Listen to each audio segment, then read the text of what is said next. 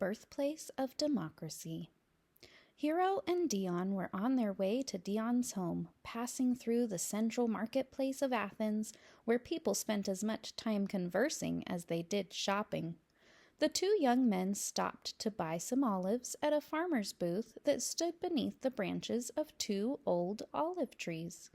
As they stepped out into the sunlight again, Dion turned to look up at the top of the high hill. "Really, Hero?" Dion asked. "Is there a more beautiful spectacle anywhere than the Parthenon? My father and I traveled to many wonderful places on our trading voyage around the Mediterranean, but I never saw anything equal to it." Hero agreed as he looked up at the magnificent temple. Just as the city-state of Sparta focused on self-discipline and training for battle, the Athenians focused on their love of art, beautiful architecture, and sculpture. The Athenians filled their remarkable city-state with graceful buildings that were pleasing to the eye. Inside these buildings and in the public spaces around them, famous artists created statues for all to enjoy, statues that even today are considered some of the finest ever made. The Athenians were wealthy enough to cover a 40-foot-high statue of Athena in gold before setting it in the Parthenon. The ancient Greeks showed their devotion to Athena by visiting her statue and offering her prayers and gifts. At the same time that the arts were the glory of the Athens, Athenian scientists were making discoveries that would become the basis for modern science.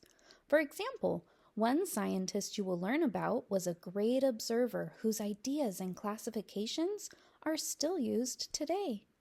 Other ancient Greeks contributed inventions that the next civilizations developed more fully, including the gear, screw, watermill, and catapult, plumbing, using furnaces to melt and shape iron, and using air, water, or steam for central heating. Athenian merchants, such as Dion and his father, were trading as far west as Britain and as far east as India. These merchants brought back goods and even more knowledge from distant lands. This is another way that Athens differed from Sparta. As you heard earlier, Sparta was a closed society, meaning that most of the people were not allowed to travel outside of the city for trade or exploration. At the heart of all of these remarkable achievements was the Athenian belief that human beings could achieve almost anything they set their minds to, and in whatever they could not achieve, they could at least fail with grand grace. It was this belief in the benefit or good of independent thinking, or thinking for oneself, that led to the greatest of all Athenian gifts to the world, greater than the art, the architecture, or the Olympic Games, the gift of democracy. As Hero and Dion continued walking on that sunny afternoon so long ago, they glanced ahead and saw a face that they knew well. "It's Pericles!" Hero exclaimed. All Athenians knew the man whom they had elected to run their government year after year. Pericles held great power both as an army general and as the leader of their government. However, like all Athenian leaders, he had to be re-elected to his office every year.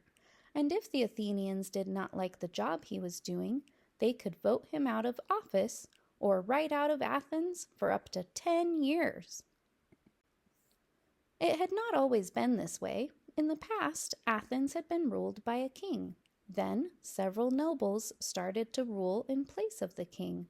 Finally, a new leader came along who thought every citizen should be able to take part in his government. Originally, only men who were born in Athens, and who were considered wealthy enough, were allowed to be citizens. These citizens had the right to vote, to be part of a jury that made decisions in a court of law, and to serve in the assembly, a large group of men who debated and created the laws. Over time, even poor men and some merchants who were not born in Athens, but who lived and traded there, were allowed to take part in the assembly. However, because there were too many citizens, over 5,000, participating in this assembly, it became too difficult to manage the meetings and allow everyone to have their say. Eventually, the Athenians decided to have some citizens from each area come to the assembly to represent the people from their area, so that the group could be smaller and easier to manage. Every citizen still had the right to choose who would represent them in the smaller assembly. Women, however, did not have the rights to do any of these things, although they could own land and have their own money. Athenian girls also did not have the right to attend school as the boys did. For Athenian women, it was more important that they learn to cook, sew, and clean. However, all well-educated young ladies learned at least enough mathematics at home to be in charge of a household budget, and some who had learned reading and writing at home were widely admired for their intelligence and learning. Most Athenians knew that the best woman friend of Pericles, leader of the Athenians, wrote many of his famous speeches for him, yet she was not permitted to listen to him speak those words in the assembly, nor to vote for the laws he suggested. Seeing Pericles up ahead now, Dion asked Hero, "Who are those two men with him?"